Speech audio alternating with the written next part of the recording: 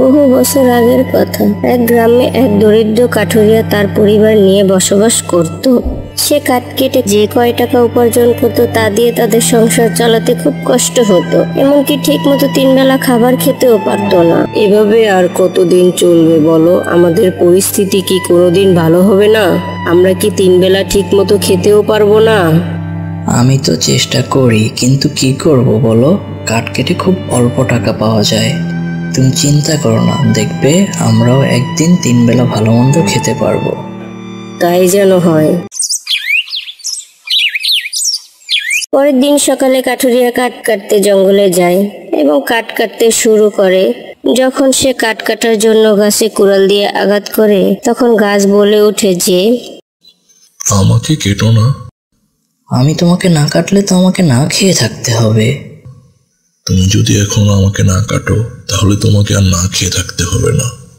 কিন্তু কিভাবে? এই নাও, এটা হলো জাদুর ঘন্টা। এই ঘন্টা বাজিয়ে তুমি যখন যে খাবার চাইবে সেই খাবারই পাবে। কিন্তু তোমাকে একটা কথা মনে রাখতে হবে, যে তুমি শুধু খাবারই চাইতে পারবে, অন্য কিছু চাইতে পারবে না। সত্যি? এখন থেকে আমরা 3 বেলা ভালো মন্দ খেতে পারবো? হ্যাঁ, এখন থেকে তোমাদের আর খাবারে কষ্ট করতে হবে না, সবাই 3 বেলা ভালো মন্দ খেতে পারবে। কাঠুরিয়া খুশিতে জাদুর ঘন্টাটি নিয়ে বাসায় গেল।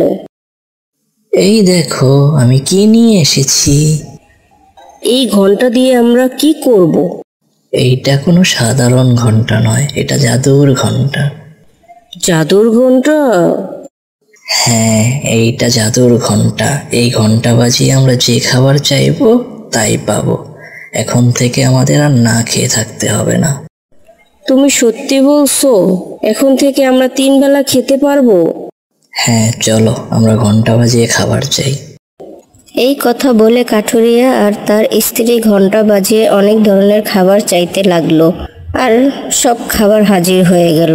এ দেখে তারা অনেক খুশি হয়ে গেল। এভাবেই তাদের দিন সুখে শান্তিতে কাটতে লাগলো। একদিন কাঠুরিয়ার স্ত্রী বলল যে, আচ্ছা, আমরা এই ঘন্টা বাজিয়ে যে খাবার চাই সে খাবারই তো এসে হাজির হয়। চলো আমরা আজকে ঘন্টা বাজিয়ে স্বর্ণ গহনা টাকা পয়সা চাই, তাহলে আমরা একেবারে ধনী হয়ে যাব, আমাদের আর কোনো কষ্ট থাকবে না। তখন কাঠুরিয়া তার স্ত্রীকে বলল যে, না, এই ঘন্টা বাজিয়ে শুধু খাবার ছাড়া অন্য কিছু চাওয়া যাবে না। আরে কিছু হবে না, এভাবে আর কতদিন শুধু খাবার চেয়ে চেয়ে খাবো? তোমার যা মনে চায় করো, আমি কিছু জানি না। তখন কাঠুরিয়ার স্ত্রী লোভ করে স্বর্ণ গহনা টাকা পয়সা চাইলো, আর সাথে সাথে জাদুর ঘন্টাটি অদৃশ্য হয়ে গেল। এ দেখে কাঠুরিয়ার স্ত্রী কান্না করতে শুরু করলো আর বলল, হায় হায়, এ আমি কি করলাম? বেশি লোভ করতে গিয়ে সব হারালাম। এখন আর কান্না করে কি হবে? আমি তো তোমাকে আগেই বলেছিলাম যে লোভ করো না, তুমি তো আমার কথা শুনলে না। এখন আমাদের আবার আগের মতো কষ্ট করতে হবে। তাই যার যেটুকু সামর্থ্য আছে তা নিয়ে সন্তুষ্ট থাকতে হয়। লোভের ফল কখনোই ভালো হয় না।